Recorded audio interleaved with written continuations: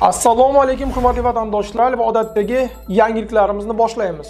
Boshlashdan oldin katta iltimos, meni ko'rayotgan bo'lsangiz, podpiskani bosinglar. Podpiska bizning kanalimizga rivojlanishiga juda ham yordam beradi. Iltimos, shuni bosib qo'yinglar. Migrantlar kutgan kun keldi. Tojikistonlik migrantlar uchun yaxshi xabar. Videoni diqqat bilan oxirigacha ko'ring, bu haqda to'liq bilib olasiz. Endi ular Rossiyaga ishlashga kelishdan oldin o'z vatanida tibbiy ko'rikdan o'tishi mumkin. Tojikiston bergan tibbiy ma'lumotnomalarni patent olishda taqdim etishi mumkin. Rossiya bu hujjatlarni tan oladi. Rossiya va Tojikiston o'rtasidagi tegishli bitim ratifikatsiya qilindi. Manba Migrant Mobil. Agar kanalimizda yangi bo'lsangiz, obuna bo'lishni unutmang. Videolarimizni like bilan baholaysiz degan umiddamiz. Endi migrantlarga zo'r bo'ladi. Toshkent-Sankt-Peterburg yo'nalishida avtobus qatnovi yo'lga qo'yiladi. Videoni diqqat bilan oxirigacha ko'ring, bu haqda to'liq bilib olasiz. 23 fevraldan mazkur yo'nalishda qatnovlar haftada 2 marotaba, dushanba va juma kunlari mahalliy vaqt bilan soat 17:00 da bajariladi. Chipta narxi 1.200.000 so'm. Sankt-Peterburg avtovokzaligacha bo'lgan yo'lda oraliq to'xtash Moskva shahri Novoyasinskaya avtovokzalida amalga oshiriladi.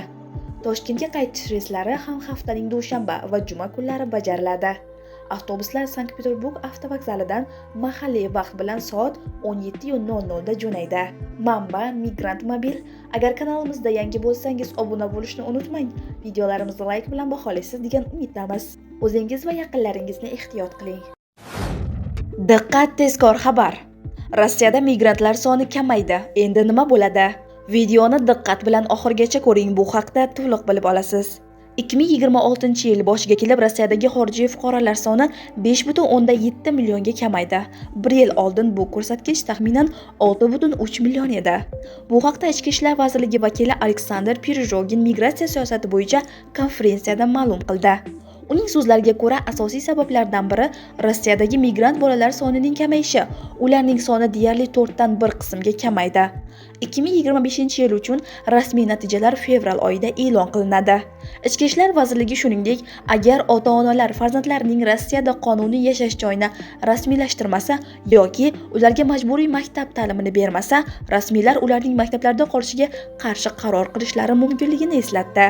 2026-yil 28-yanvardan boshlab Ichki ishlar vazirligi va ta'lim organlari xorijiy fuqarolarning farzandlari haqida ma'lumotlar almashadigan qonun kuchga kirdi. Ichki ishlar vazirligi bola migratsiya maqsadlarida ro'yxatdan o'tkazilganda yoki ro'yxatdan chiqarilganda xabar beradi.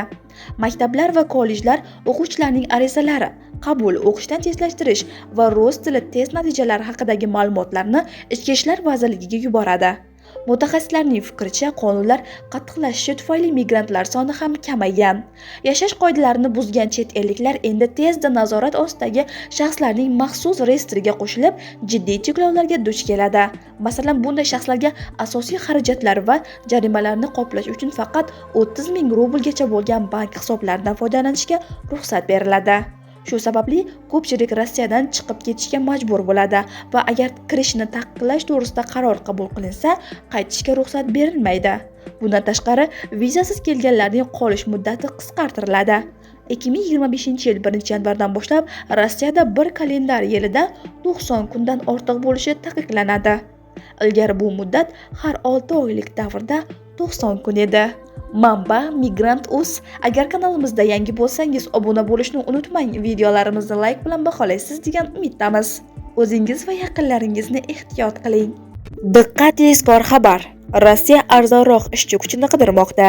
Videoni diqqat bilan oxirigacha ko'ring, bu haqda to'liq bilib olasiz. Rossiyada tobora ko'proq ish beruvchilar MDHdan kelgan an'anaviy migrant ishchi kuchidan voz kechib, Janubiy va Janubi-Sharqiy Osiyodan ishchilarni yollashni boshlamoqda. Bular qatoriga Hindiston, Bangladesh va Xitoy fuqarolari kiradi. Bu o'zgarishning asosiy sababi puldir. Mutaxassislarning ta'kidlashicha, O'zbekiston, Tojikiston va Qirg'izistondan kelgan migrantlar so'nggi yillarda yuqori maosh talab qila boshlagan. Ular tobora ko'proq oyiga $1000 va undan yuqori daromad so'rashmoqda. Ko'pgina kompaniyalar, ayniqsa qurilish, logistika, qishloq xo'jaligi va tozalash sohalarida bunday xarajatlar juda katta bo'lib bormoqda. Shu bilan birga Osiyo mamlakatlaridan kelgan ishchilar kamroq, taxminan oyiga 700-800 dollarga ishlashga tayyor. Bu biznes uchun sezilarli tejashni anglatadi. Shuning uchun ish beruvchilar tobora ko'proq Osiyoga qarab, xarajatlarni kamaytirish va foydani saqlab qolishga harakat qilmoqda. Biroq bir ishchini boshqasi bilan almashtirish ham yangi muammolarni keltirib chiqaradi. Osiyodan kelgan ko'plab ishchilar rus tilini kam biladi yoki umuman bilmaydi. Bu esa ish beruvchilarni tarjimonlar va o'qishga vaqt hamda pul sarflashga majbur qiladi. Hujjatlarni rasmiylashtirish, uy-joy bilan ta'minlash va kundalik hayotni tashkil qilishda qiyinchiliklar paydo bo'ladi. Bundan tashqari, bu ishchilarning ishga, intizomga va xavfsizlikka yondashuvi odatiy yondashuvdan farq qilishi mumkin. Mutaxassislarning fikricha, bu odatiy bozor reaksiyasi. Ishchi kuchi narxi oshganda biznes arzonroq muqobilini qidiradi. Ularning fikricha, kelgusi yillarda kompaniyalar tobora ko'proq aralash jamoalarni tashkil qiladi va turli mamlakatlardan kelgan migrantlarni ish bilan ta'minlaydi. Migrantlar uchun bu raqobatning kuchayishini anglatadi. Ish o'rinlari kamayib bormoqda va talablar qattiqlashmoqda. Ish beruvchilar tobora pastroq ish haqiga ishlovchi va yangi sharoitlarga tezroq moslashishga tayyor bo'lganlarni tanlamoqda. Manba: Migrant.uz. Agar kanalimizda yangi bo'lsangiz, obuna bo'lishni unutmang. Videolarimizni layk bilan baholaysiz degan umiddamiz. Diqqat, tezkor xabar. Fevral oyida, aniqrog'i 5-fevraldan boshlab noqonuniy migrantlarni deportatsiya qilish rejimi o'zgaradi. Videoni diqqat bilan oxirigacha ko'ring, bu haqda to'liq bilib olasiz. Fevral oyida Rossiyadagi migrantlar uchun nimalar o'zgaradi? Fevral oyida, aniqrog'i 5-fevraldan boshlab noqonuniy migrantlarni deportatsiya qilish rejimi o'zgaradi. Ularga deportatsiya va vidvoreniya bilan birga yangi chiqarib yuborish rejimi qo'llaniladi. Ular maxsus reyestrga kiritiladi va politsiyaga o'z joylashuvi haqida xabar berishlari shart bo'ladi. Ularga uy-joy yoki mashina sotib olish, kredit olish, turmush qurish yoki mamlakat ichida erkin harakatlanish taqiqlanadi. Shuningdek, kirish yoki chiqish qoidalarini buzganlik, shuningdek, nazorat ostidagi shaxslar reyestriga kiritilgan migrantga taqiqlangan xizmatlarni ko'rsatganlik uchun ma'muriy jazo choralari joriy etiladi. Endi politsiya xorijiy fuqarolarni Rossiyadan ma'muriy ravishda chiqarib yuborish bo'yicha mustaqil ravishda qaror qabul qila oladi. Manba: Migrant.uz. Agar kanalimizda yangi bo'lsangiz, obuna bo'lishni unutmang. Videolarimizni layk bilan baholaysiz degan umiddamiz. O'zingiz va yaqinlaringizni ehtiyot qiling. Diqqat, tezkor xabar. Rospodrebnadzor tomonidan chet el fuqarosiga kirishni taqiqlash. Videoni diqqat bilan oxirigacha ko'ring, bu haqda to'liq bilib olasiz. Rospodrebnadzor soliq muammolari tufayli boshqalarga xavf tug'diradigan chet elliklarga kirishni taqiqlaydi.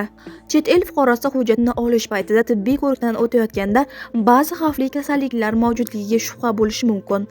Bunday holda tibbiy tashkilot avtomatik ravishda Rospodrebnadzorga ma'lumot yuboradi. Ma'lumotni olgandan so'ng agentlik taqiq qo'yadi. Chet el fuqarosi mamlakatni tark etishi kerak deb xabar qilinadi.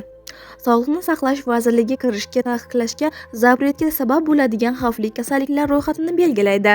Asosan quyidagi kasalliklar aniqlansa, zapret qo'yiladi: sifilis, lepra, sil kasalligi, tuberkulyoz, OIV, VICH. Manba: Migrant Mobil. Agar kanalimizda yangi bo'lsangiz, obuna bo'lishni unutmang. Videolarimizni layk bilan baholaysiz degan umiddamiz. O'zingiz va yaqinlaringizni ehtiyot qiling.